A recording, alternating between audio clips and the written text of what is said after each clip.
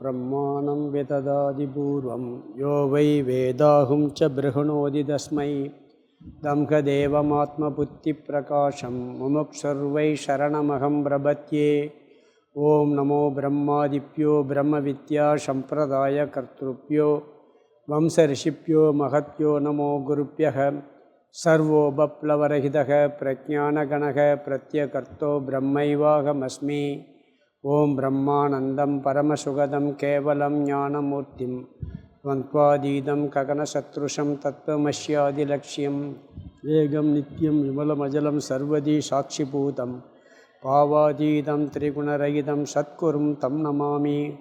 गुरुर्ब्रह्मा गुरुर्विष्णु गुरुर्देवो महेश्वरः गुरुसाक्षात् परं ब्रह्म तस्मै श्रीगुरवे नमः।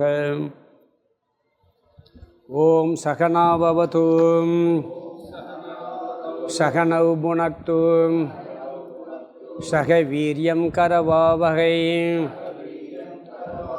तेजस्विनावधीतमस्तु मा विद्विषावहै। ओं शान्ति शान्ति शान्तिः। नमः श्री शंकरानंद गुरुपादाम्बुजन्मने सविलास महामोह ग्राहक्राशैककर्मणे। 52வது ஸ்லோகம். ब्रह्मणास्तीतिमानं चेत् स्यात् पात्येत तथा ध्रुवं न चैव प्रबलं मानं पश्यामो अतो न पात्यते। ब्रह्मणास्तीतिमानं चेत् स्यात् पात्येत तथा ध्रुवं न चैवं प्रबलं मानं पश्यामो अतो न पात्यते। பஞ்சதசி 7வது அத்தியாயம் திருப்தி தீப பிரகரணம். இந்த அத்தியாயத்தில் பிருகதாரண்ய உபனிஷத் மந்திரத்தை எடுத்துக்கிட்டு விளக்கிட்டு வர்றாரு. ஆத்மானம் சேத் விஜானியாத் அயமஸ்மீதி பூருஷக கிம் இச்சன் கஷ்ய காமாய சரீரம் அனுசம்ஸ்வரே அப்படிங்கிற மந்திரத்தை எடுத்து இங்கே விளைச்சிக்கிட்டு இருக்கிறாரு. இதில் நம்ம இப்போ பார்த்துக்கிட்டு இருக்க கருத்து அயம்ங்கிற வார்த்தைக்கு அர்த்தம் பார்த்துக்கிட்டு இருக்கோம். இது என்ன? பிரம்மன். அயம்னா இது நம்மகிட்ட இருக்கக்கூடிய ஒரு தத்துவம். இது 1996 வரைக்கும் விளக்கிக்கிட்டு இருக்கிறாரு. இதுக்கு 10வது மனிதன் உதாரணத்தை வச்சு இந்த பரோட்ச ஞானம் அபரோக்ஷ ஞானம்ங்கிறதெல்லாம் சொல்லி 7 அவஸ்தைகளை சொன்னார். அந்த 7 அவஸ்தையில் முக்கியமாக தெரிஞ்சுக்கிற வேண்டிய விஷயம் பரோட்ச ஞானம் அபரோக்ஷ ஞானம். இந்த மந்திரத்தில் பார்த்தீங்கன்னு சொன்னால், இந்த பிருகதாரண்ய உபனிஷத் மந்திரத்தில் 2 தத்துவம் விளக்கப்பட்டிருக்கு. அதாவது அபரோக்ஷ ஞானமும் துயரம் நீங்குதல், இந்த சம்சார நிவர்த்தி, இது 2ம் சொல்லியிருக்கு. ஏன்னா அந்த அயம்ங்கிற தத்துவத்தை அங்கே அந்த மந்திரம் சொல்லுது. இது அப்படிங்கிற விஷயம் பிரம்ம தத்துவம். அது அபரோக்ஷ ஞானம். இதுனா நம்மளுக்கு பிரத்யட்சமாக நேராக தெரியக்கூடிய ஒரு தத்துவத்தையும், அதனால் கூடிய கிம் இச்சன் அவன் எதற்காக துயரப்படுவான் அப்படிங்கும்போது 2 அவஸ்தையை சொன்னது. வித்யாரண்யர் என்ன சொன்னார்னா, இந்த 2 அவஸ்தையை விளக்கிறதுக்கு அதுக்கு முன்னாடி இருக்கக்கூடிய ஒரு 4 அவஸ்தையும் பின்னாடி இருக்கக்கூடிய ஒரு அவஸ்தையும் சொன்னார். ஏன்னா இந்த அபரோக்ஷ ஞானம் வர்றதுக்கு முன்னாடி இந்த பரோட்ச ஞானம் அபரோக்ஷ ஞானம் வரணும். பிறகு துயரம் நீங்கினதோடு நிற்கிறதுல அவனுக்கு திருப்தி கிடைக்குது. அப்படிங்கிறதுக்காக இந்த 7 அவஸ்தையை 10வது மனிதன் உதாரணத்தில் சொல்லி, அதில் ஒவ்வொரு அவஸ்தையும் அந்த உதாரணத்தில் எப்படின்னு சொன்னார். பிறகு தனியாக விளக்கிட்டு வந்தார் இங்கே. பிறகு இந்த 2 அவஸ்தை எதில் சொல்லியிருக்குன்னு சொன்னால், இந்த அபரோக்ஷங்கிற இந்த அவஸ்தையும் துயரம் நீங்குதல் சம்சார நிவர்த்தி துக்கம் நீங்குதல்ங்கிற அவஸ்தை இந்த மந்திரத்தில் இருக்குங்கிறத 48வது ஸ்லோகத்தில் சொன்னேன். இது நானாக சொல்லலை. இந்த 2 மந்திரத்தில் அயம்ங்கிற வார்த்தை அபரோக்ஷ ஞானத்தையும், சோக நிவர்த்திங்கிறது அது கடைசி வார்த்தை. கிம் இச்சன்கிற வார்த்தை வந்து அந்த சோக நிவர்த்தியே சொல்லுது, அதுதான் பிரமாணம் சொல்லி இவர் மிச்ச அவஸ்தையை நான் விளக்கினேன்னு சொன்னார். பிறகு இந்த அபரோக்ஷ ஞானத்திற்கு 2 தன்மைகள் இருக்கிறதா சொன்னார். 2 விதமாக இருக்கிறது. அபரோக்ஷ 2ஆக பிரித்தோம். ஒன்று இல்லை, அது வந்து இல்லைங்கிறத நீக்குவது அதை பரோட்ச ஞானம், அது நானாக இருக்கிறேங்கிறது அபரோக்ஷ ஞானம் சொன்னார். விளங்குகிறது அப்படிங்கிறது, விளங்கவில்லைங்கிறத நீக்குவது அபரோக்ஷ ஞானம், இல்லைங்கிறத நீக்குவது பரோட்ச ஞானம். இது என்னன்னு சொன்னால் அபரோக்ஷத்துக்கு 2 தன்மை. எப்படின்னா, ஒரு பொருள் வந்து நம்ம முன்னாடி இருக்குது, அது அபரோக்ஷமாக இருக்குது, அது ஒரு தன்மை. இருந்தால் மட்டும் பத்தாது, எனக்கு அபரோக்ஷம் ஆகணும். அறிவிலையும் அபரோக்ஷம் வேணாம், அந்த பொருளும் இருக்கணும். எனக்கு அறிவில் அபரோக்ஷமாக இருக்கணும்னா அது முன்னாடி பொருள் இருக்கணும். பிரம்மன் எல்லா இடத்துலையும் இருக்குது, எப்பொழுதுமே அபரோக்ஷமாக இருக்குது. ஆனால் அறிவில் இருக்கான்னா அது விளங்கலை. அது இருக்குங்கிறது அந்த முதல்ல பரோட்ச ஞானம் நீக்குது. அது இருக்குது, எப்பயுமே இருக்குது. ஆனால் அறிவில் இருக்கான்னா இல்லை. அதுக்கு உதாரணம் பார்த்தோம். விரைவிலே கண் தெரியலை ஒருத்தருக்கு, முன்னாடி தீபம் எரிஞ்சுக்கிட்டு இருக்கு. இந்த தீபம்ங்கிறது அபரோக்ஷம், வஸ்து அபரோக்ஷம்னு பேர் அதுக்கு. அந்த பொருள் நம்ம முன்னாடி அபரோக்ஷமாக இருக்குது. இப்போ இந்த லைட்டெல்லாம் எரியுது, இது நம்மளுக்கு அபரோக்ஷமாக இல்லையா? அபரோக்ஷம். கண்ணை மூடியாச்சுன்னா அது அபரோக்ஷம் இல்லை. அப்போ அப்போ அது கண் திறந்தால் அது இருக்குங்கிறது தெரிகிறது அபரோக்ஷ ஞானம். இந்த லைட்டு எரியுது, இந்த வெளிச்சம் எனக்கு தெரியுதுங்கிறது அந்த அறிவு வருது பார்த்திங்களா, அதுக்கு பேர் அபரோக்ஷ ஞானம் நேரு. இந்த லைட்டு எரியிறதுக்கு பேர் அபரோக்ஷ வஸ்து. அது புரியுதுங்களா? அபரோக்ஷத்தை 2ஆக பிரித்து, அது ஒரு பொருள் இருப்பது ஒரு அபரோக்ஷம். முன்னாடி கண் முன்னாடி இருக்குது. பிரம்மன் எல்லா இடத்துலையும் எப்பொழுதும் சுயமாக விளங்கிக்கிட்டு இருக்க ஒரு வஸ்துவாக இருக்குது. ஆனால் அது விளங்குதான்னா அது விளங்காமல் இருக்குது. புரியுதுங்களா உங்களுக்கு? அப்போ அதுவும் அபரோக்ஷ ஞானம் வேணும். அபரோக்ஷத்தை 2ஆக பிரித்து, ஒன்று வஸ்து அபரோக்ஷம், இன்னொன்று ஞான அபரோக்ஷம் சொல்லி பிரித்தார். அதுக்கு நம்ம தீபம், கண், சூரியனை கூட சொல்லலாம். சூரிய உதாரணம் இருக்குது. சூரியன் வந்து பிறவிலே கண் தெரியாதவங்களுக்கு சூரியன் வந்து கண்ணு முன்னாடி இருந்தாலும் அபரோக்ஷமாக இருந்தாலும் அவங்களுக்கு அறிவில் அபரோக்ஷமாக இல்லை. அது மாதிரி இங்கே என்ன சொன்னார்? அப்புறம் 50ஆம் ஸ்லோகத்தில் இந்த அபரோக்ஷ இருக்கே, அபரோக்ஷமான வஸ்து இருக்கே, இவனுக்கு பரோட்ச ஞான காலத்தில் அபரோக்ஷ வஸ்து இல்லாமையாக இருக்குது. அது எல்லா இடத்துலையும் இருக்குது. அது வந்து பரோட்ச ஞான காலத்திலையும் கூட அது சுயமாக அந்த பிரம்மனுங்கிற தத்துவம் எப்பொழுதுமே இருக்குது. இவன் பிரம்மன் இருக்குன்னு தெரிஞ்சிருக்கான், அதுக்காக எங்கேயோ இருக்குன்னு அவன் பிரம்மன் இருக்குன்னு தெரிஞ்சுக்கிட்டான். ஆனால் நானாக இருக்கேங்கிறது அவனுக்கு தெரியலை. அதுதான் அங்கே அபரோக்ஷ ஞானம் இல்லைன்னு சொல்கிறோம். அபரோக்ஷ ஞானம் இருக்குங்கிறது புரிஞ்சுக்கிறோம். 2 காலத்துலேயுமே, பரோட்ச ஞான காலத்துலேயும் சரி, அபரோக்ஷ ஞான காலத்துலேயும் சரி, அந்த பிரம்மன்கிறது எப்பொழுதுமே சுயமாக பிரகாசிக்கிட்டே இருக்குது. அந்த வஸ்து அபரோக்ஷங்கிறது எப்பொழுதுமே இருக்குது. வஸ்து அபரோக்ஷங்கிறது புரியுதில்ல, அந்த பொருள் இருக்கிறது எப்பொழுதுமே இருக்கிறது. பிறகு என்றுமே பிரகாசமாக உள்ளது, எப்படி அதுக்கு பரோட்ச ஞானம் வருதுன்னு ஒரு பூர்வபக்ஷம் வந்தது. அப்போ அவர் என்ன சொன்னார்னு சொன்னால், எது பரோட்ச ஞானம் அப்படிங்கிற சொல்லும் பொழுது, நான் பிரம்மனாக இருக்கிறேன் என்பதை ஒருவன் புரிந்து கொள்ளாமல், நான் பிரம்மனாக இருக்கிறேங்கிறது எனக்கு புரியலை, ஆனால் பிரம்மன் இருக்குன்னு புரிஞ்சுக்கிட்டேன். புரியுதுங்களா?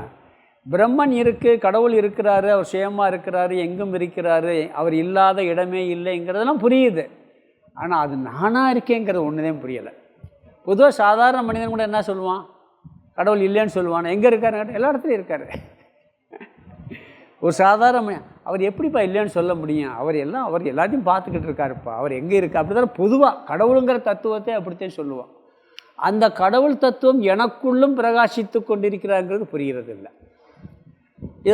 அதுதான் நம்மளுக்கு அபரோக்ஷ ஞானமாகுது. அப்போ எது பரோட்ச ஞானம்னா, நான் பிரம்மன் என்பதை ஒருவன் புரிந்து கொள்ளவில்லை, ஆனால் என்ன சொல்கிறான்? பிரம்மன் இருக்கிறது அப்படிங்கிறத மட்டும் புரிஞ்சு கொள்வது பரோட்ச ஞானம்.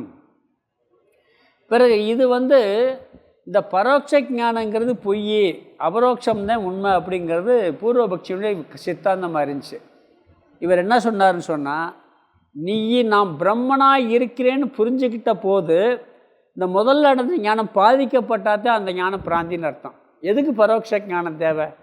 அபரோக்ஷ ஞானமே போதும். பரோட்ச ஞானங்கிறது போய் அபரோக்ஷ ஞானம் வந்த பிறகு பரோட்ச ஞானம் போயிருங்கிறது அவனுடைய சித்தாந்தம். அதனால் அது பொய் அப்படிங்கிறான். அப்படி போகலது. சில இடங்கள் அப்படி போகும். நம்ம அது பார்த்தோம். ஒருத்தர் வந்து ஒரு கருத்தை சொல்கிறாரு. ஒரு கருத்தை சொன்ன உடனே அது அடுத்த ஸ்லோகத்தில் ஒரு அப்போ பார்ப்போம். அதாவது ஒருத்தர் ஒரு விஷயத்தை சொல்லி அதை நம்ம உண்மையை நம்பிக்கிட்டு இன்னொருத்தர் வந்து சொல்லும்பொழுது அது பொய்ன்னு போயிடும். அப்போ முதல்ல அறிஞ்ச கருத்து பொய்யாயிரும். இங்கே பரோட்ச ஞானம் அப்படி இல்லை. பிரம்மன் இருக்குன்னு தெரிஞ்சுக்கிட்டோம். நான் பிரம்மனாக இருக்கிறேன்னு தெரிஞ்ச பிறகு பிரம்மன் இல்லைன்னு ஆயிருமா? அப்போ முதல்ல தெரிஞ்ச கருத்து போகிறது இல்லை. அதனால் பரோட்ச ஞானம் பிராந்தின்னு சொல்ல முடியாது. பிரம்மன் இருக்கிறது என்ற கருத்து நீக்கப்படுவதே இல்லை அப்படிங்கிற கருத்து 51 சொன்னார்.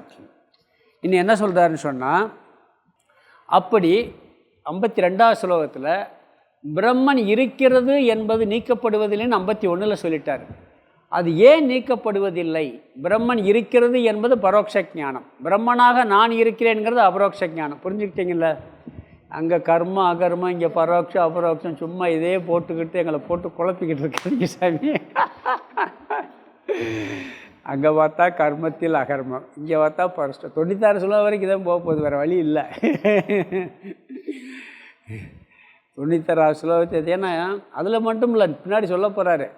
அபரோக்ஷ ஞானம் தான் நம்மளுக்கு வந்து மோட்சத்தை கொடுக்குது. 10பார் ஒரு குண்டை தூக்கி போடுவார், திட அபரோக்ஷமாக மாறணும்பார். அதுக்கு என்ன சாதனை பண்ணணும்னு சொல்ல போகிறார். அதுக்கு என்ன எல்லாம் சாதனை பண்ணணும்? அப்படிலாம் சாதனை பண்ணியாச்சுன்னா திட அபரோக்ஷம் மாறிடுச்சுன்னா உனக்கு துக்கமும் கிடையாது, ஒன்றும் கிடையாது அப்படிங்கிறத சொல்ல போகிறார் அவர். 52 என்ன சொல்கிறாருன்னு சொன்னால், 51 சொன்ன கருத்து பரோட்ச ஞானம் நீக்கப்படுவது இல்லை. அந்த அறிவு எதனாலும் நீக்கப்படுவதில்லை. பிரம்மன் இருக்கிறது என்ற அறிவு நீக்கப்படுவதில்லை. அதனால் பரோட்ச ஞானம் பிராந்தி இல்லை. இவன் என்ன சொல்கிறான்? பரோட்ச ஞானம் பிராந்தி, அபரோக்ஷத்தை வேணால் உண்மைன்னு வச்சுக்கலான்னு சொல்கிறான். அப்படி ஒரு வேளை சொன்னான். அவன் சொல்கிறது இல்லை, இவர் என்ன பண்ண அப்படி சொன்னான்னு அதுக்கு என்ன பதில்கிற மாதிரி இவர் கொண்டு வர்றார் பூர்வபக்ஷத்துக்கு. அவர் என்ன சொல்கிறாருன்னா, ஒரு அறிவினால் ஒரு பிரமாணத்தினால் பெற்ற ஞானம் நீக்கப்படணும்னு சொன்னால் அதை விட ஒரு பலமான பிரமாணம் வேணும். பிரமாணம்னா தெரியுமில்ல, அறிவை கொடுக்கும் கருவின்னு அர்த்தம்.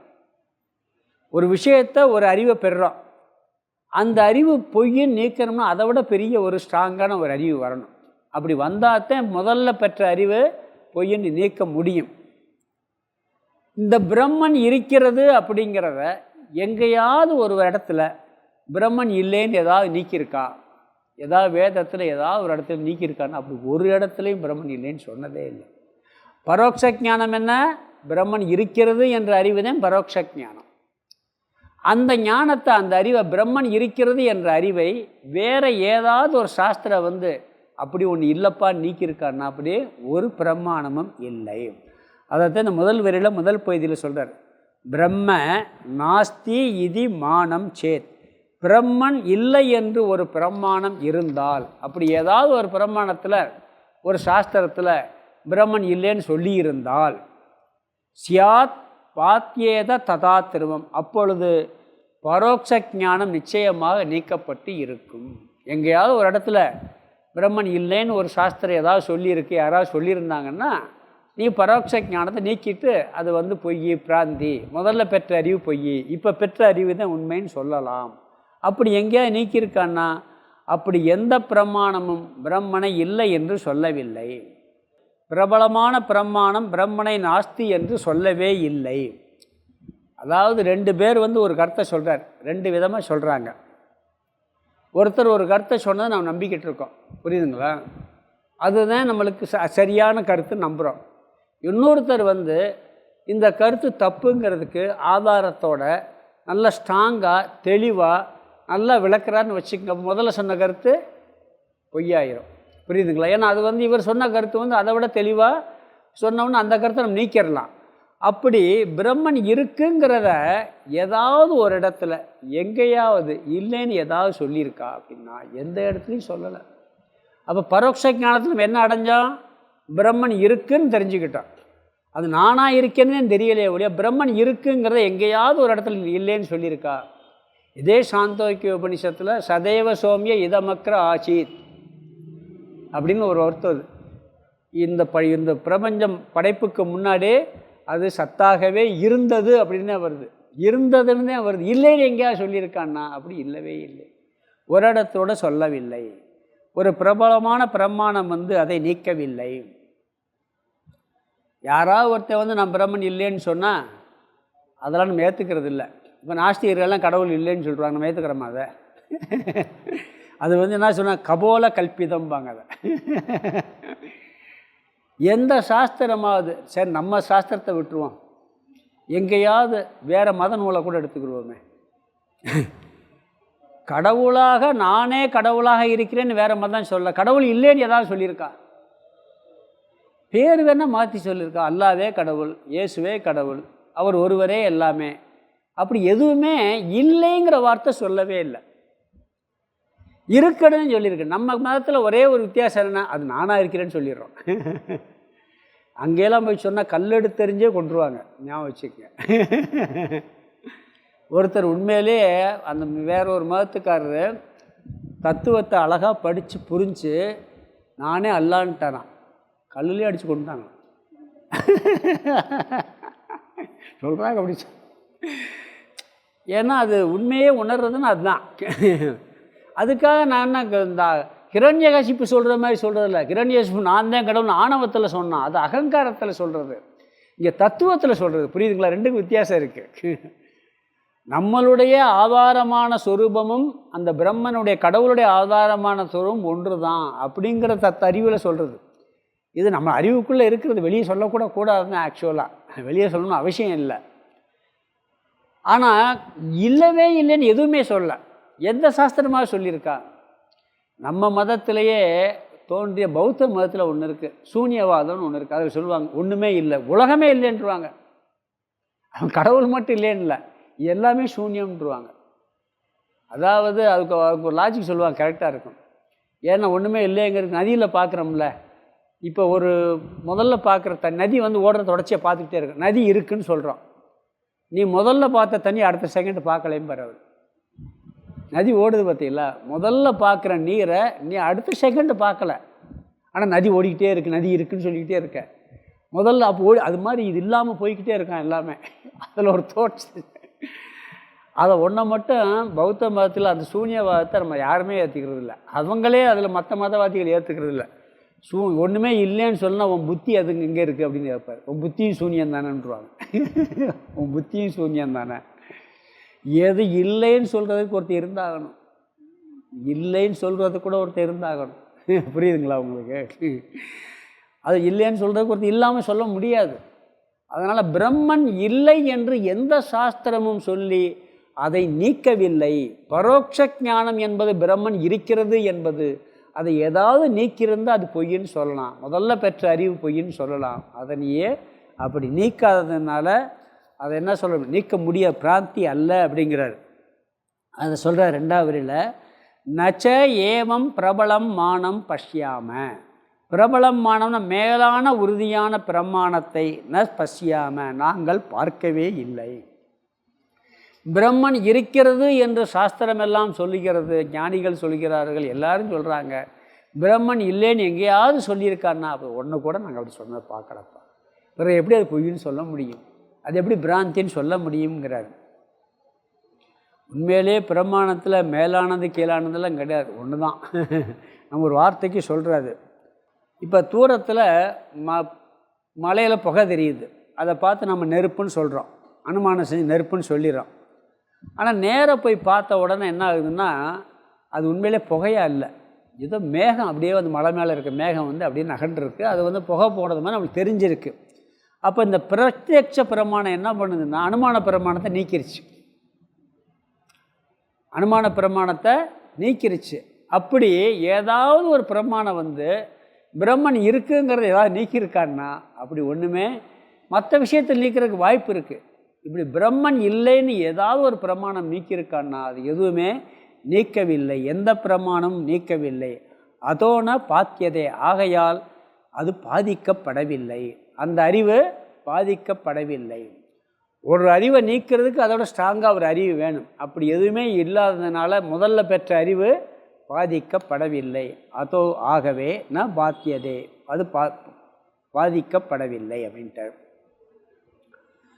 பிரம்மத்தின் அஸ்தித்வம், பிரம்மன் இருக்கிறது என்பது முதல்ல நம்ம சாஸ்திரத்துலேருந்தே கற்றுக்கிட்டோம். சாஸ்திரத்துலேருந்து கற்றுக்கிட்டோம், சாஸ்திரத்தை சொன்ன பெரியவங்களுடைய வாக்கியத்திலேருந்து கற்றுக்கிட்டோம். அதை ஏதாவது பிரம்மன் இல்லைன்னு சொல்லியிருக்கான்னா ஒரு பிரமாணமும் சொல்லவில்லை.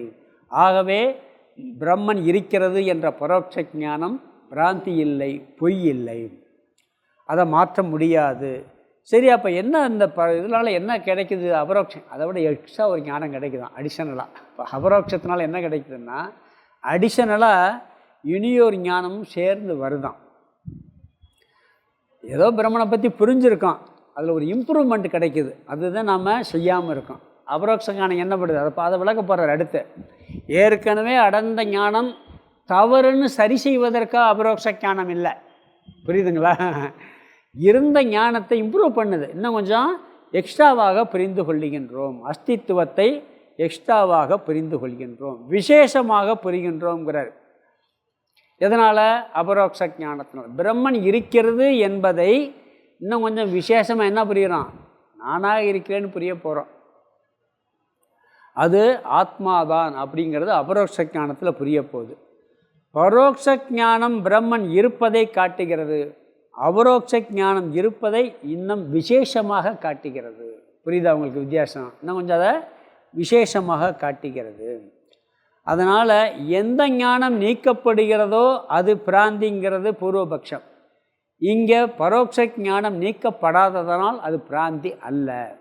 அந்த பூர்வபக்ஷம் அவன் பிராந்தின்னு சொல்கிறான். பரோட்ச ஞானம் சரியில்லை, தேவையில்லை, அது பொய்யே.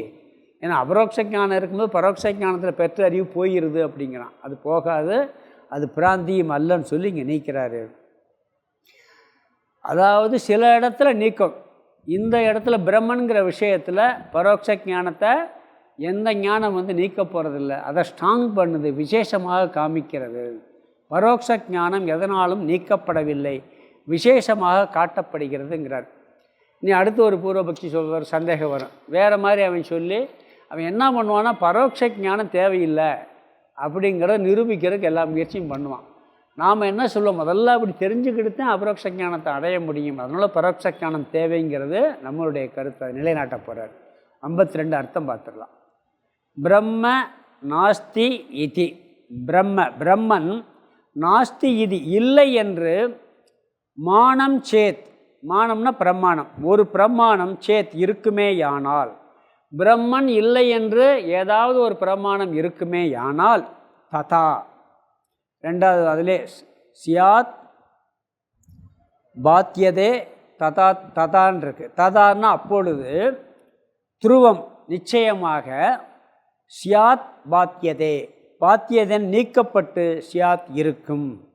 அதாவது இதை விட பிரம்மன் இல்லைன்னு சொல்லி ஏதாவது ஒரு பிரம்மன் இருந்துன்னு சொன்னால் அந்த பரோட்ச ஞானமானது நீக்கப்பட்டு இருக்கும். ஏவம் இவ்விதமாக, ச ஏவம் இருக்கு, ந ச ஏவம் ரெண்டாவது வரி. ஏவம் சொன்ன அவ்விதமான, அதுக்கடுத்து பிரபலம் மானம், பிரபலமான பிரமாணத்தை, அதாவது இதை விட ஸ்ட்ராங்கான ஒரு பிரமாணத்தை, இந்த நாங்கிறத அடுத்த வார்த்தை பஷ்யாம அப்படிங்கிறதோட சேர்த்துக்கணும். முதல்ல நாங்கிற வார்த்தை அடுத்து பஷ்யாமங்கிறதோட, ந பஷ்யாமக நாங்கள் பார்க்கவில்லை, அதக ஆகையால், ந பாத்தியதே பரோட்ச ஞானம் நீக்கப்படாது, பாதிக்கப்படாது. பிரம்மன் இருக்கிறது என்ற பரோட்ச ஞானம் வேறு எந்த பிரமாணத்தாலும் நீக்கப்படவில்லை. அப்படி பிரபலமான பிரமாணத்தை நாங்கள் யாரும் பார்க்கவில்லை, அதனால் பரோட்ச ஞானம் நீக்கப்படாது. இது இந்த ஸ்லோகத்திலே தாத்பரியம். ரெண்டாவது ஸ்லோகம் படிக்கலாம். அடுத்தது வியக்யனுலேக மாத்திரேன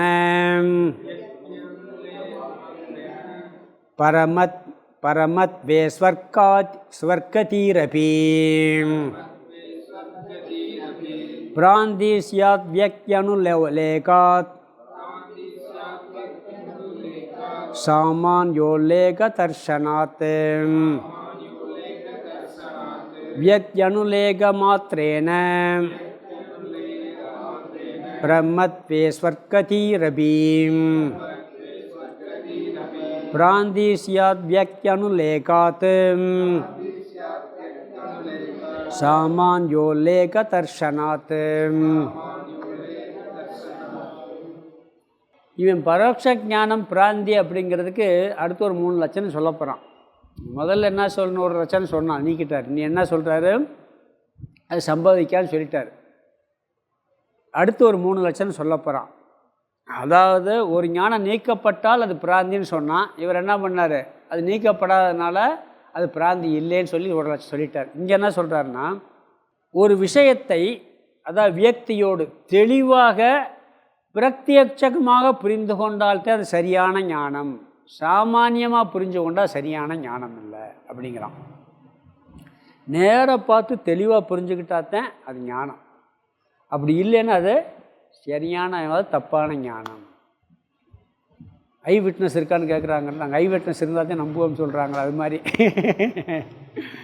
அப்படி நேராக பார்த்து தெரிஞ்ச பிறகு நான் ஒத்துக்கிடுவேன், இல்லாட்டி அது வரைக்கும் நான் ஒத்துக்கிற மாட்டேன் அப்படி சொல்கிற மாதிரி சொல்கிறான்.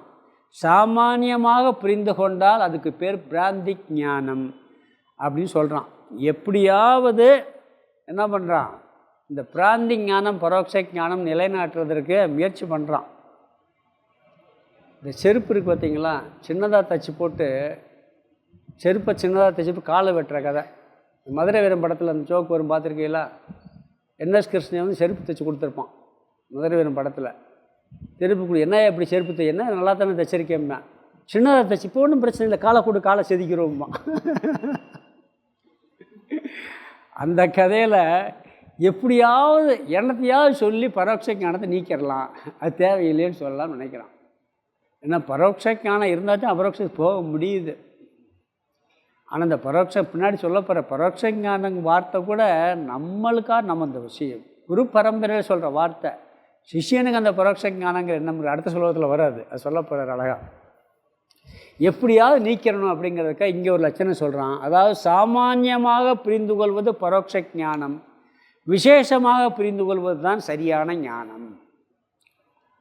இப்படி சொல்கிறத ஏற்றுக்கிட்டோம்னு சொன்னால், சொர்க்கத்தை பற்றி சாஸ்திரம் சொல்லுது, அது நேராக பார்த்தா புரிஞ்சுக்கிட்டோம், நேராக பார்த்து புரியலை. அப்போ என்ன, சொர்க்கம் பொய்ன்னு தான் நம்ம சொல்லணும். அப்போ சாஸ்திரத்தை நம்ம ஏற்றுக்கிற அது மாதிரி ஆகிடும். சாஸ்திரத்தில் கர்மகாண்டத்தில் என்ன சொல்லியிருக்கு, சொர்க்கம்னு ஒரு லோகம் இருக்குதுன்னு சொல்லியிருக்கு. நம்ம நேராக பார்த்து புரிஞ்சிருக்குமா, நேராக பார்த்து புரிய முடியுமா, நேராக பார்க்க முடியுமா, என்றைக்காவது பார்த்தாலும் அவன் சொல்ல முடியுமா திருப்பி? பார்த்தா இறந்த பிறகு போயிருக்கணும். நம்ம ஏற்கனவே போயிட்டு வந்திருக்கலாம், யாருக்கு தெரியும், நிச்சயம் சொர்க்கத்துக்கு போயிட்டு வந்திருக்கலாம். ஏன்னா இது சொல்ல முடியாது, நம்மளும் சொர்க்கத்தில் பல காலம் இருந்திருக்கலாம், நரகத்தில் இருந்திருக்கலாம். மாணிக்க வாசகரே சொல்கிறாரு, புல்லாகி பூடாகி தேவராய் அசுரராயெல்லாம் சொல்கிறாரு. அவரே எல்லா பிறப்பும் பிறந்து வந்திருக்கும்போது நம்ம ஏன் போயிருக்கக்கூடாது?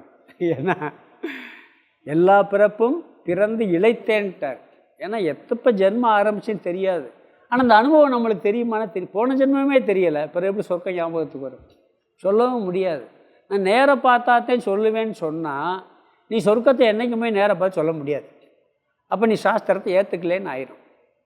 அப்போ இது சாமானிய ஞானம் தான். சொர்க்கத்தை பற்றி அறிவு சாமானிய. விசேஷ ஞானம் என்ன, இறந்து போனாங்க, இறந்த பிறகு பார்க்க முடியும். அப்போ விசேஷ ஞானம் இருந்தால் தான் நான் ஒத்துக்கிறேன், சாமானிய ஞானம் ஒத்துக்கிற மாட்டேன்னா தப்பாகிடும் அப்படிங்கிறார் அவர். பிராந்தி அல்ல, பொய்யாகாது. அப்போ நம்ம என்ன ஆகும்னா, கேள்விப்படுற விஷயம் எல்லாமே என்ன ஆகும், எல்லாமே பொய்ன்னு தான் சொல்லணும். வேதத்தையே நம்ம ஒத்துக்கிற முடியாது, சாஸ்திரம் சொல்வதே பொய்யாகிவிடும். புகையை பார்த்து மலையில் புகையை பார்த்து நெருப்பு இருக்குன்னு சொல்கிற சாமானிய ஞானம், விசேஷ ஞானம் இல்லை. ஆனால் உண்மையிலே நெருப்பு இருந்தால் அது பொய்யாயிரும்ல.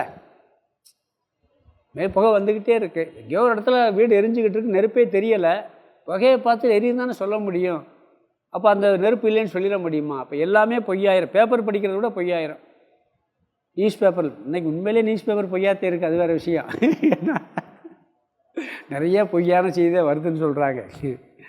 இந்த அனுமான பிரமாணம், அனுமானம், பிறகு உபமானமெல்லாம் சொல்கிற எல்லா அறிவுமே பொய்யாகிவிடும். நேராக பார்த்தாத்தான் நான் நம்புவேங்கிறது மாதிரி ஆயிரும். அதனால் நீ சாமானிய ஞானம் சொல்கிறது அப்படியெல்லாம் கிடையாது. சாமானிய ஞானம் விசேஷ ஞானம் மாறுமே வழியே சாமானிய ஞானம் என்றைக்கும் பொய்யாகாது. வியக்தி, அதை சொல்கிறாருங்க. வியக்தின்னா நேரடியாக தெளிவாக பிரத்யட்சமாக அனுலேக மாத்திரேன. அனுலேகம்னா தெரிந்து கொள்ளாத, மாத்திரேன தெரிந்து கொள்ளாத காரணத்தினால் மட்டும்.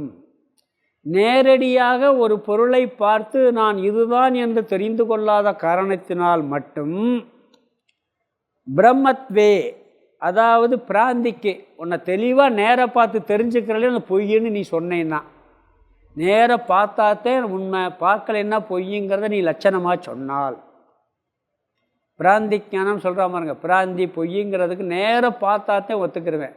பிரத்யட்சமாக தெளிவாக நேரடியாக தெரிந்து கொள்ளாத காரணத்தினால் மட்டும் இது பொய்யென்று, பிரம்மத்தே ஸ்வர்க்காதி அபி, பொய்யென்று சொன்னால் சொர்க்கத்தை பற்றிய அறிவும் கூட,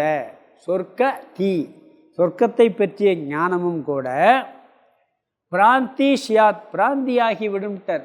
ரெண்டாவது முதல் அதுவும் என்ன ஆகிறான், பொய்யாகிவிடும். அப்போ அது சொர்க்கத்தை பற்றி அறிவு பொய்யாச்சுன்னு என்ன அர்த்தம், சாஸ்திரமே நீ பொய்ன்னு சொல்ல வேண்டிய வந்துடும்.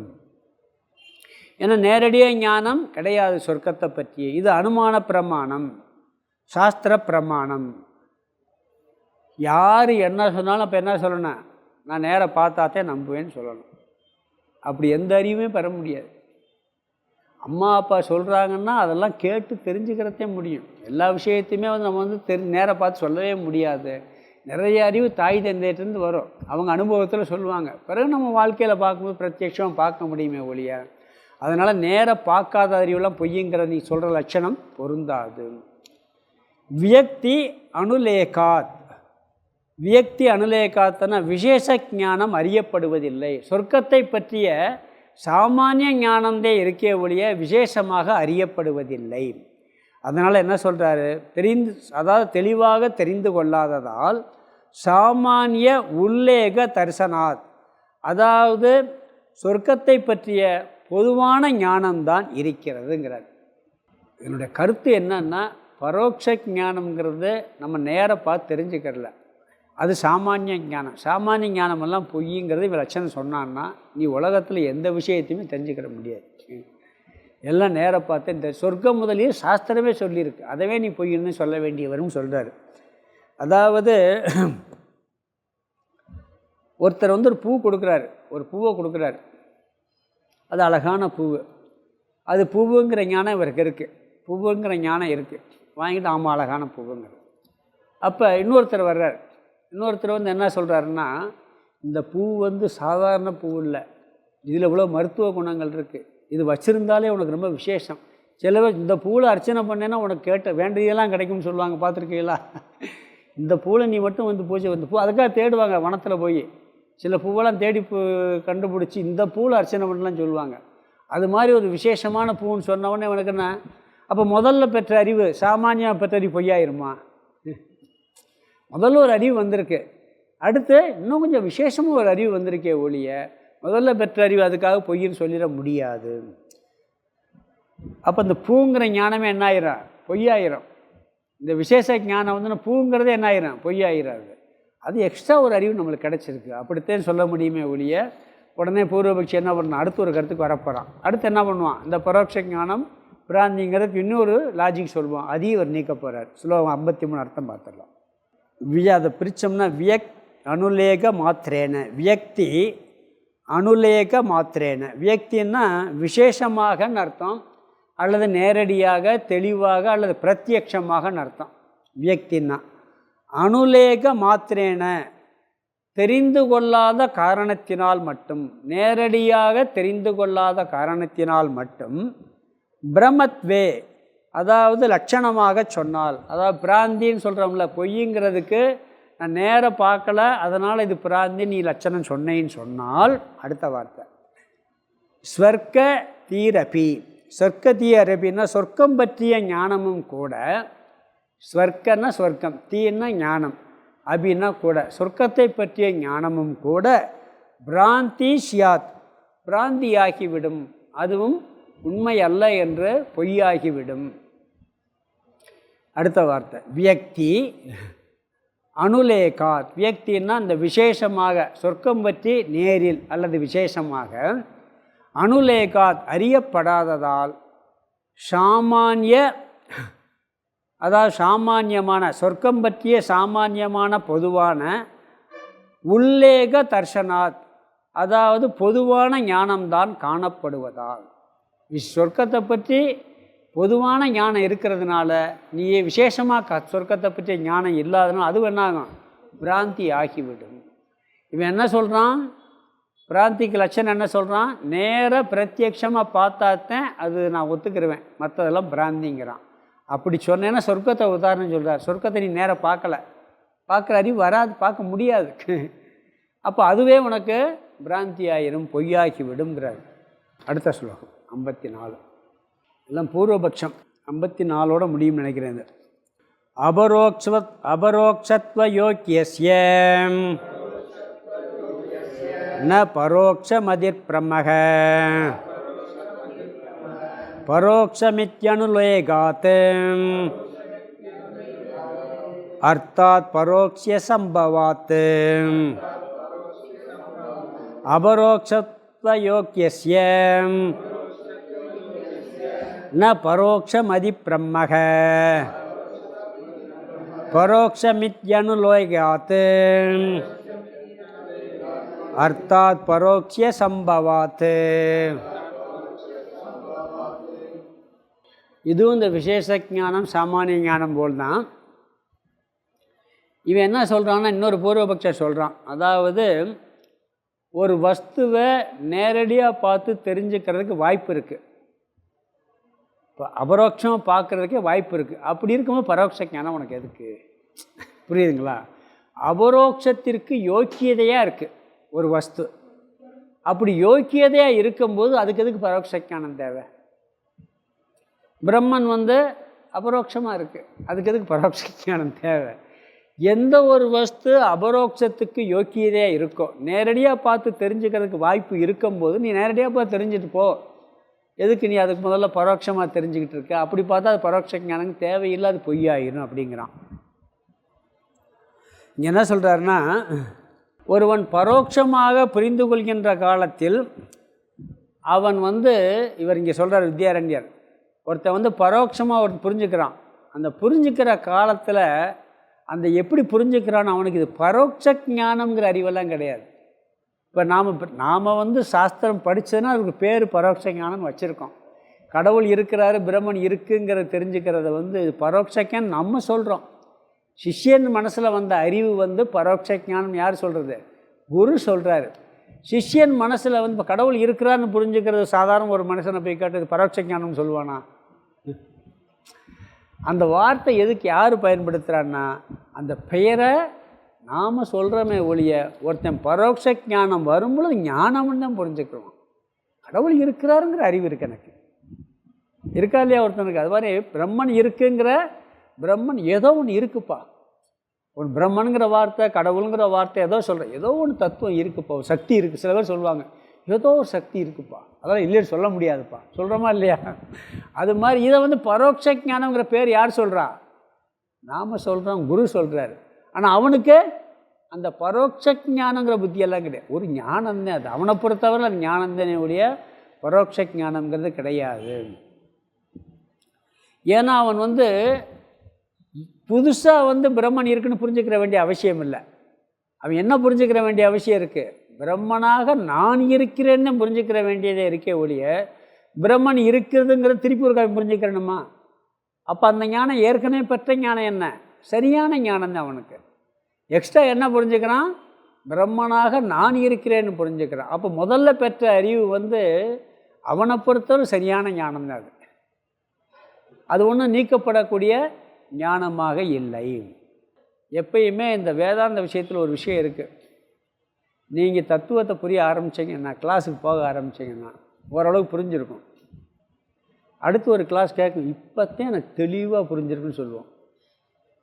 அதுக்காக புரிஞ்ச தப்புன்னு சொல்ல மாட்டான். ஞாபகம் வச்சிங்கன்னா இதில் கொஞ்சம் விசேஷம் போய்கிட்டே இருக்கும். எப்பயுமே இந்த வேதாந்த விஷயத்தில் எப்படின்னா, முதல்ல கொஞ்சம் வேக அறிஞ்சு இப்போ கொஞ்சம் இன்னும் கொஞ்சம் நாள் போச்சுன்னா இன்னும் தெளிவாக. ஒரு சிஷியர் ஒருத்தர் இருந்தார், ஒரு சாமி ஒருத்தர் இருந்தார். அவர் எப்போ பார்த்தாலும் ஒரு சத்தியத்தை படித்து, சாமி இப்போத்தே சாமி எனக்கு தெளிவாக இருக்கும் ஒவ்வொருடையும் சொல்லிக்கிட்டே இருப்பார். முதலோட புரியவே இல்லையா? புரிஞ்சிருக்கு. இன்னும் போக போக என்னன்னா ஒரு கிளாரிட்டி, அதில் ஒரு கிளாரிட்டி வருது, ஒரு தெளிவு கிடைக்குது. அதுக்காக முதல்ல அடைஞ்ச ஞானம் பொய்யும் கிடையாது. அப்போ பரோட்ச ஞானங்கிறது சிஷ்யனுடைய மனசை பற்றி ஒரு ஞானம் தான் அவனுக்கு, புரியுதுங்களா? ஆனால் அபரோக்ஷ ஞானம் என்ன, இன்னும் கொஞ்சம் தெளிவுபடுத்திக்கிறது அவனுக்கு. அதாவது கொஞ்ச நாள் கழித்து நான் புரிஞ்சு ஒன்று தப்புன்னு சொல்ல மாட்டான், இப்போ புரிஞ்சது இன்னும் கொஞ்சம் தெளிவாக இருக்குது அப்படின்னு சொல்லுவான். அதாவது பிரம்மன் இருக்குது, சுயம் பிரகாசமாக இருக்குங்கிறத அவன் எப்பயும் புரிஞ்சுக்கிட்டே இருக்கான். அதை நாம் அதுக்கு பேர் என்ன சொல்கிறான், பரோட்சம்னு குரு சொல்கிறாரே ஒழிய, நாம் சொல்கிறோமே ஒழிய, அவனுடைய மனசில் அது ஒரு ஞானம்தான் அப்படிங்கிறாங்க. அதாவது ஒரு ரகசியம், பரோட்ச ஞானங்கிறது உண்மையிலே இல்லை. நம்ம பிரித்து புரிஞ்சுக்கிறதுக்காக அந்த வார்த்தையை பயன்படுத்துகிறோம். பிரம்மன் இருக்குங்கிறது ஒரு ஞானம் தானே, அது ஒன்றும் பொய்யான ஞானம் இல்லையே, புரியுதுங்களா? நம்ம என்ன பண்ணுறது, ஒரு பேரை புதுசாக ஒரு பேர் சூட்டி இருக்கமே ஒழிய, அதே ஒரு ரகசியம் புரிஞ்சுக்கிறதுக்காக ஒரு பேர் சொல்லியிருக்கோம், பரோட்ச ஞானம். பிரம்மன் இருக்குங்கிறத பரோட்ச ஞானம் சொல்கிறோம், அது என்ன பொய்யா? அதுவும் ஒரு ஞானம் தானே, அது ஒரு அறிவு தானே. அதனால் என்ன சொல்கிறாருன்னா, ஒரு பேர் வச்சுருக்கமே ஒழிய வேறு கிடையாது. இவன் சொல்கிற ஞானம் எப்படி இருக்குதுன்னு சொன்னால், அந்த உதாரணத்தை, நெருப்பு உதாரணத்தை பார்த்தீங்கன்னா, மலையில் புகையை பார்த்து நெருப்பு இருக்குதுன்னு சொல்கிறேன், நான் ஒத்துக்கிறவே மாட்டேன். நேராக போய் பார்க்குறதுக்கு யோக்கியதை இருக்குது, நேராக போய் பார்த்தா தெரிஞ்சுக்கிறேன். அதுக்கு பிறகு யோக்கியதை நேராக பார்த்தாத்தான் புரிஞ்சுக்கிருவேன். அதுக்கு யோக்கியதை நேராக போய் பார்க்க முடியுமா இல்லையா, பார்த்து தெரிஞ்சுக்கிற வாய்ப்பு இருக்குது, அப்போத்தான் ஒத்துக்கிறவேன்னு சொல்கிறது மாதிரி இருக்குது. பிரம்மன் இருக்குங்கிறத நான் அபரோக்ஷ ஞானம் அடைஞ்சப்பறம் தான் ஒத்துக்கிறவேன்னு சொல்கிறது மாதிரி இருக்குது, புரியுதுங்களா? புகையை பார்த்தாலே தெரியுது. முதல்ல ஒரு உதாரணத்தில் சொன்னால் அது வேறு, அது பிராந்தி ஞானம் சொல்லலாம். உண்மையிலே தெரியுதுக்கு. இதை அபரோக்ஷ ஞானம் நேராக பார்க்குறதுக்கு யோக்கியதை இருக்கிற வஸ்துவில் நான் நேராக போய் பார்த்துத்தான் புரிஞ்சுக்கிறவேன்னு சொன்னால் தப்பு அப்படிங்கிறாரு. சொர்க்கம் போய் நேராக பார்க்க முடியாது, ஒத்துக்கிறேன். நெருப்பை போய் பார்க்கலாமா இல்லையா, இருக்கா இல்லையான்னு தெரிஞ்சுக்கலாமா இல்லையா, அப்புறம் எதுக்கு அங்கே போய் இது பரோட்ச ஞானம்னு சொல்லணும், நேராக போய் பார்த்த பிறகு ஒத்துக்கிடுவோம் அப்படிங்கிறான். இவர் என்ன சொல்கிறாருன்னு சொன்னால், சில விஷயமெல்லாம் அப்படி பண்ண முடியாது, அனுமானத்திலேயே தெரிஞ்சுக்கிறதுக்கு வாய்ப்பு இருந்தால் தெரிஞ்சுக்கல, எல்லா விஷயத்தையுமே நேராக போய் தெரிஞ்சுக்கிற முடியாது. முதல்ல அந்த அறிவு, நாம் நீ சொல்கிற லட்சணம் தப்பு. பரோட்ச ஞானத்திலேயே ஒரு அறிவு வந்துவிடும். நேரில் போய் பார்க்க வாய்ப்பு இருந்தாலும் நம்ம அதை நேராக ஆரம்பத்திலேயே போய் நேராக பார்த்தாத்தே ஒத்துக்கிறேன்னு சொல்கிறது தப்புங்கிறார். ஆரம்பத்தில் கேட்டு தெரிஞ்சுக்கிறது தப்பு கிடையாது, பிறகு வாய்ப்பு இருந்தால் தெரிஞ்சுக்கலாம், வாய்ப்பு இல்லாட்டா அதை பற்றி நம்மளுக்கு வாய்ப்பு இருக்கிறதுல போய் நீ ஏன் நேராக பார்த்த பிறகு ஒத்துக்க, அப்படி இல்லாட்டி ஒத்துக்கிறாதங்கிறான். பிரத்யக்ஷத்திற்கு யோக்கியதை இருக்கிற வஸ்துவை நீ பரோட்சமாக புரிந்து கொண்டால் அது ஞானம் இல்லைங்கிறான். நேராக பார்த்து தெரிஞ்சுறதுக்கு ஒரு வாய்ப்பு இருக்கிறத போயிட்டு பரோட்சமாக தெரிஞ்சுக்கிட்டால் அது ஞானமே இல்லை. இவர் என்ன சொல்கிறாருன்னா, பிரம்மனுக்கு பரோட்ச ஞானத்துக்கும் வாய்ப்பு இருக்குது, அபரோக்ஷ ஞானத்துக்கும் வாய்ப்பு இருக்குது. பிரம்மன் இருக்கிறதுங்கிறதுக்கு பரோட்ச ஞானத்துக்கு வாய்ப்பு இருக்குதுன்னு சொல்லிட்டார். இதை திருப்பி இந்த 10வது மனிதன் உதாரணத்தை வச்சு இவர் சொல்ல போகிறார். இங்கே என்ன சொல்கிறாருன்னு சொன்னால், சிஷ்யன் மனசில் இருக்குன்னு புரிஞ்சுக்கிட்டானே ஒழிய அது பரோட்சங்கிறது அவன் புரிஞ்சுக்கிறதில்ல, அவனுக்கு பரோட்சங்கிற ஞானம் இல்லை, அது ஞானம்னு புரிஞ்சுக்கிட்டாங்கிற கருத்தையும் அவர் சொல்கிறார். சிஷ்யன் எப்பொழுதுமே நான் இப்போ பரோட்சமாக புரிஞ்சுக்கிட்டேன், இனிமேல் அபரோக்ஷம் புரிஞ்சுன்னு சொல்கிறது கிடையாது, நாம் அந்த வார்த்தையை சொல்கிறோம். அதற்கு காரணம் அகம் பிரம்ம அஸ்மிங்கிற மகா வாக்கியம் இருக்குது. இந்த வாக்கியம் அபரோக்ஷ ஞானத்தை நம்மளுக்கு கொடுத்து ஆகணும். அகம் பிரம்மாசிங்கிற வார்த்தை அபரோக்ஷ ஞானத்தை கொடுத்து ஆகணும். அந்த வார்த்தை பொய் இல்லை. தத்துவபோதம் கேட்டதுலேருந்து இந்த வார்த்தையை கேட்டிருக்கோம், மகா வாக்கியத்தை எல்லாருமே கேட்டிருக்கோம். ஆனால் அந்த வாக்கியம் அபரோக்ஷ ஞானத்தை கொடுத்துருக்கா நம்மளுக்கு? எத்தனை பேர்த்துக்கு கொடுத்துருக்கு? அகம் பிரம்மாசிங்கிற வாக்கியத்தை எத்தனை பேர் கேட்டாச்சு, ஆனால் அபரோக்ஷ ஞானத்தை கொடுத்துருக்காருன்னா கொடுக்கலை. ஏன் கொடுக்கலைன்னு சொன்னால், அது யாருக்கு கொடுக்கும்னு சொன்னால், தகுதியோடு இருந்தால் அபரோக்ஷ ஞானத்தை இல்லாட்டியே அது பரோட்ச ஞானமாக தான் இருக்கும். அகம் பிரம்மாஸ்மிங்கிற வார்த்தை நான் பிரம்மனாக இருக்கிறேன்னு சொல்லியிருக்கு. நீ அதுவாக இருக்கிறே எத்தனையோ நான் கேட்குறோம், ஏதோ ஞானம் வந்திருக்கு, ஆனால் அது எவ்வளோ பேர் புரிஞ்சுக்கிட்டோம்? தகுதி இல்லாத வரைக்கும் அது பரோட்ச ஞானமாக தான் இருக்கும், பொய் கிடையாது. தகுதி வந்தால் அபரோக்ஷ ஞானமாக மாறும். அப்போ அது வரைக்கும் அது எப்படி இருக்குது? பரோட்ச ஞானமாகத்தான் இருக்கிறது. அதனால் என்ன சொல்கிறாருன்னா, இந்த பிரம்மனிடம் பரோட்சம் என்பது நாம் ஒரு வார்த்தைக்காக சொல்கிறோமே ஒழிய, அது உண்மையிலேயே பரோட்சம் அபரோக்ஷங்கிறத நம்ம பிரித்து சொல்கிறோம். புரிஞ்சிட்டா அபரோக்ஷங்கிறோம். பிரம்மன் எப்பயுமே அபரோக்ஷமாக தான் இருக்குது. அது உள்ளே போகிறது வரைக்கும் தெளிவாகிறது வரைக்கும் பரோட்சங்கிற ஒரு வார்த்தையை நம்ம பயன்படுத்துகின்றோம். அதை சொல்கிறார். அபரோக்ஷத்வ யோக்கியசிய, அபரோக்ஷத்திற்கு யோக்கியமான ஒரு வஸ்துவுக்கு பரோட்சமதி ந பிரம்மக, பரோட்ச ஞானம் பிரம்மை அல்ல. அது அபரோக்ஷத்துக்கு யோக்கியமாக இருக்குது, அதனால் பரோட்ச ஞானத்தை நீ பொய்ன்னு சொல்ல வேண்டிய அவசியம் இல்லை. நெருப்பு, மலையில் தெரிகிற நெருப்பு நேராக போய் பார்த்தா தெரிஞ்சுக்கிறதுக்கு யோக்கியதை இருக்குது, அதுக்காக நேராக போய் பார்த்தாத்தே ஒத்துக்கிறவேன்னு சொல்ல வேண்டிய அவசியம் இல்லை. அந்த பொய்ன்னு சொல்கிறது ஒத்துக்கிற முடியாது. பரோட்ச ஞானமே அந்த அறிவை கொடுக்கும். பரோட்சமே புரிஞ்சு வரலாங்கிறார். பரோட்சம் இதி அனுலேகாத், பிரம்மன் பரோட்சம் என்று கிரகித்து கொள்வதில் இல்லை. சிஷ்யன் அது பரோட்சம் சொல்லி அவன் கிரகிச்சுக்கிறல, பிரம்மன் இருக்குன்னு ஒத்துக்கிறான். அவனை பொறுத்தவரை இருக்குன்னு ஒத்துக்கிறானே ஒழிய அது பரோட்சம் அபரோக்ஷம் வேறுபாடெல்லாம் அவனுக்கு கிடையாது. நல்லா புரிஞ்ச பிறகு என்ன சொல்ல, இப்போ தெளிவாக புரிஞ்சிருக்கேன்னு சொல்லுவான். நாம் என்ன சொல்கிறோம், முதல்ல புரிஞ்சா பரோட்சம், ரெண்டாவது புரிஞ்சா அபரோக்ஷம்னு யார் சொல்கிறா? குரு சொல்கிறார். அவனை மனசை பொறுத்தவரை அந்த வேறுபாடெல்லாம் இல்லை. அது எப்பொழுதுமே பிரம்மன் இருக்கு, சுயமாக இருக்கிறது அவருடைய மனசில் இருக்கத்தான் செய்கிறது. அதனால் ரெண்டாவதுல சொல்கிறாரு, அர்த்தாத் பாரோக்ஷிய சம்பவாத். அதாவது இந்த பரோட்சம் ஞானங்கிற ஸ்டேட்டஸ் எப்படி வருதுன்னு சொன்னால், நாமளாக அந்த ஒரு வார்த்தையை பயன்படுத்துகிறோமே ஒழிய அது சிஷ்யனுடைய முதல்ல புரிஞ்சுக்கிறான் பாருங்க, அவன் மனசில் பரோட்ச ஞானங்கிற எண்ணமெல்லாம் கிடையாது. அவன்கிட்ட ஒரு ஞானம் இருக்குது. நாம் என்ன பண்ணுறோம், அதுக்கு பேர் பரோட்சம் சொல்கிறமே ஒழிய அது ஒரு ஞானம்தான் அப்படிங்கிறாரு. உண்மையில் பரோட்ச ஞானங்கிறது ஒன்று இல்லை. நாம் பிரித்து வேறுபடுத்தி சொல்வதற்காக இந்த வார்த்தையை பயன்படுத்துகின்றோம். இதை அடுத்து என்ன சொல்ல போகிறாருன்னா, 55 இன்னொரு விகல்பத்தை சொல்ல போகிறார். இந்த புஸ்தகத்தில் சில சொல்லியிருக்கு. இப்போ வேறு ஒன்றும் இல்லை, ஒரு பொருளில் 2 அம்சம் இருக்கும். இப்போ ஒரு புஸ்தகத்தில் இது இருக்குது, நம்ம திருக்குறள் இன்னொரு விளக்கம் பார்த்துடலாம். திருக்குறள் இருக்குது, அகர முதல எழுத்தெல்லாம் ஆதி பகவன் முதற்றே உலகு. இதை ஒரு குழந்தை படிக்குது, ஒரு 5ஆவது படிக்கிற பிள்ளை மனப்பாடம் பண்ணி படிச்சிருச்சு. அது என்னன்னு கேட்டால் என்ன சொல்லும், திருக்குறள். அதில் என்ன வார்த்தை போட்டிருக்கு, அகர முதல எழுத்தெல்லாம் ஆதி பகவான் முதல் போட்டு சொல்லுமா சொல்லாதா? அது ஞானமாக ஞானம் இல்லையா? இது என்ன தமிழில் எழுதியிருக்கு, இந்த வார்த்தை இருக்குது, இப்படிங்கிற அறிவு இருக்குது. அந்த வார்த்தை பொய்யாகுமா? அந்த எழுத்து பொய்யாகுமா? அந்த ஞானம் இருக்குது. ஆனால் அதனுடைய உள்ளர்த்தம் புரியுமா? உள்ளர்த்தத்துக்கு அப்போ புரியாது. பிறகு என்ன பண்ணுது, இன்னொரு வேற ஒருத்தர் விளக்கம் சொல்கிறார், இந்த வார்த்தைக்கு இதுதான். அந்த எழுத்து தெரியுது, வார்த்தை தெரியுது, அதை பற்றிய ஒரு அறிவு அது கிடச்சிருக்கு. ஆனால் விசேஷமாக அறிவு கிடச்சிருக்கா? அப்போ முதல்ல எடுத்த எழுத்து படித்தது பொய்யாயிருமா? அந்த வார்த்தை பொய்யாயிருமா? வார்த்தை பொய்யலை. ஒருத்தர் என்ன சொல்கிறாரு, இந்த வார்த்தைக்கு என்ன அர்த்தம்? இப்போ இங்கிலீஷ் முதல் படிக்கிற ஒரு குழந்தை படிக்குது, படித்தவொடனே ABCDEன்னு படிக்குது, படிச்சுட்டு வாசிக்க கற்றுக் கொடுத்துட்றான். சென்டென்ஸில் அழகாக வாசிக்கும். என்ன அர்த்தம்னு கேட்டால் அர்த்தம் தெரியாது. இது என்னது இங்கிலீஷ், என்ன எழுத்து, என்ன எழுத்து எல்லாம் சொல்லும். என்ன பொருள்னு கேட்டால் தெரியாது. அப்போ அதில் 2 ஞானம் இருக்குது. ஒன்று முதல்ல சாமானியமாக தெரிஞ்சுக்கிறேன், இன்னொன்று விசேஷம். முதல்ல தெரிஞ்ச பொய்ன்னு சொல்ல முடியுமா? அதை கேட்டு எனக்கு தெரியும், படி தெரியும், படிக்க தெரியுமா? படிக்க தெரியும். எப்படி படிப்பா? படி, நான் படித்து காமிக்கிறேன். இதை பற்றி தெரியுமானா தெரியும்னு சொல்லுது. அது பரோட்ச ஞானம்ங்கிற அதுக்கு தெரியாது. நாம தான் அதுக்கு வார்த்தையை சொல்லி, இதுக்கு இன்னொரு அர்த்தம் இருக்குப்பா. இதே திருக்குறளில் இப்போ ஒரு குறளுடைய அர்த்தத்தை நீ என்னதான் சொல்லி கொடுத்த அர்த்தத்தை சொன்னால் கூட அந்த வயசில் அது புரியாது.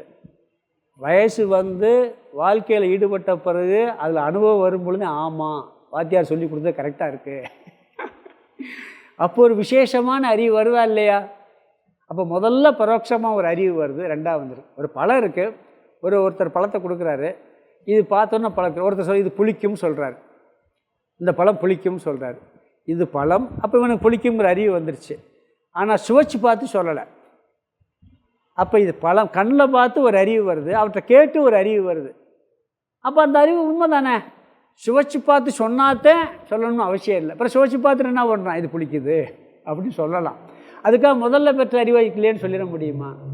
முதல்ல கண்ணில் பார்க்குறான், இது பழம்னு தெரியுது, இந்த பழம் புளிக்குங்கிற அறிவும் தெரியுது. ஆனால் சுவைச்சு பார்க்கலை. சுவைச்சு பார்த்த பிறகு ஒரு அறிவு வருது.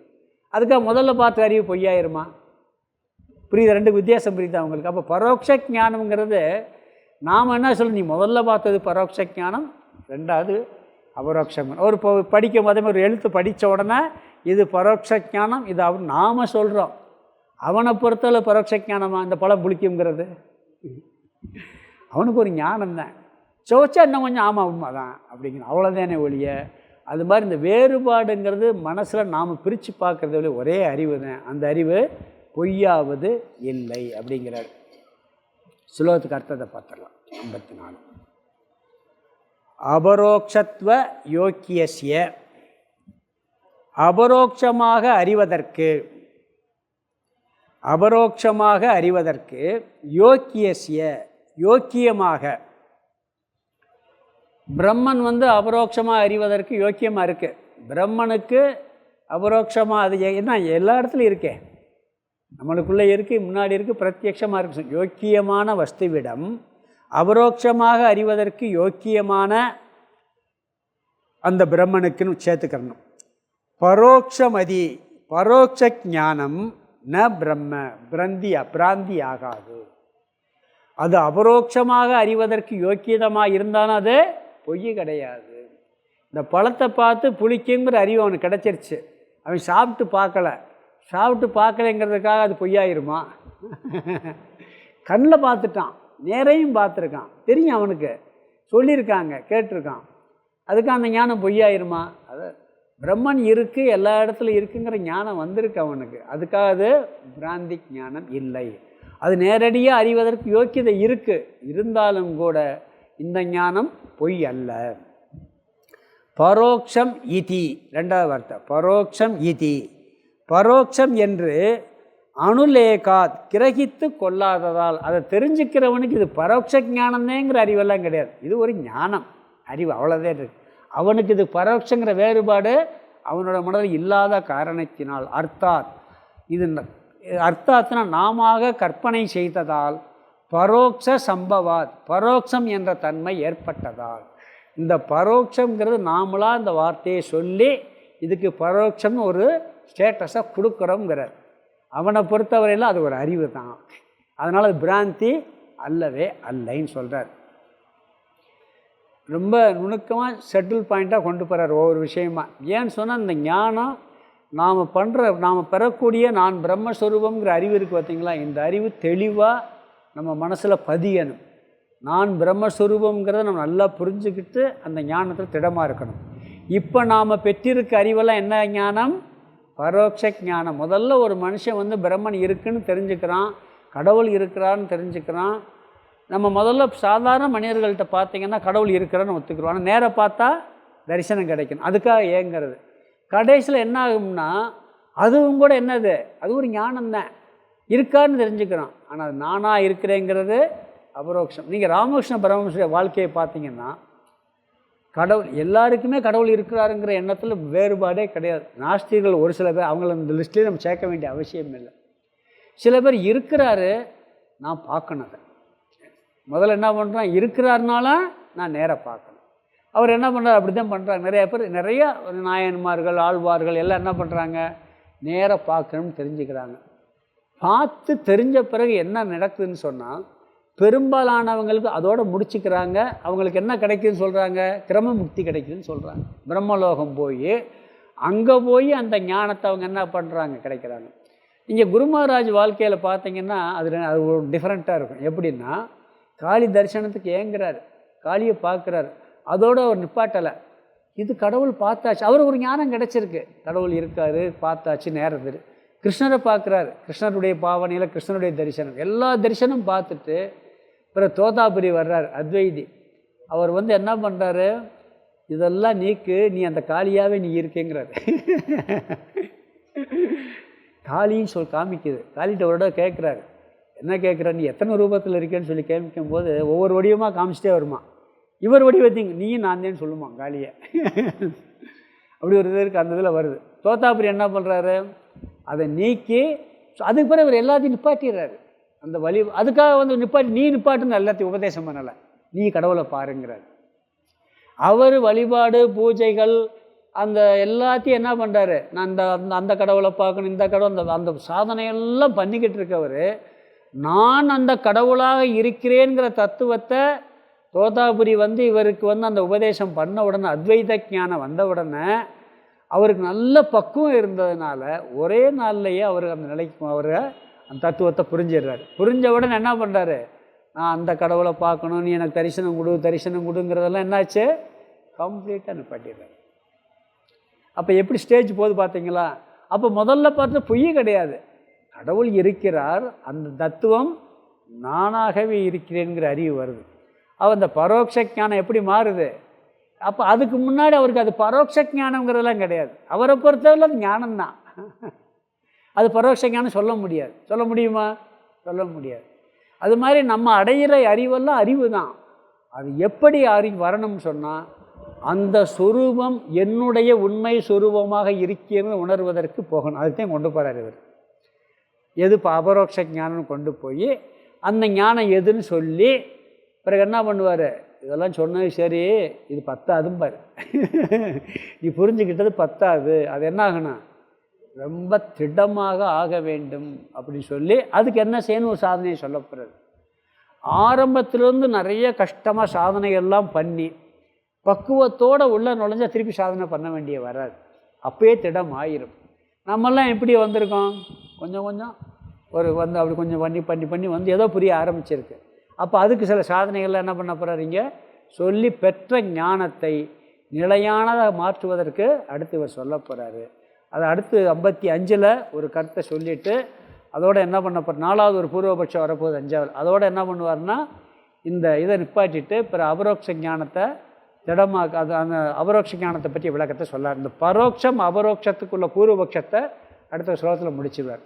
முடிச்சுட்டு அடுத்த கருத்துக்கு அபரோக்ஷ ஞானத்தை பற்றிய விரிவான விளக்கத்துக்கு போவார். நம்ம அதை அடுத்த வகுப்பில் பார்க்கலாம். ஓம் பூர்ணமத பூர்ணமிதம் பூர்ணாத் பூர்ணமுதட்சியதே பூர்ணஸ்ய பூர்ணமாதாய பூர்ணமேவாவசிஷ்யதே. ஓம் சாந்தி சாந்தி சாந்தி. ஹரி ஓம் ஆதிகுருநாத சுவாமிக்கு ஜெய்.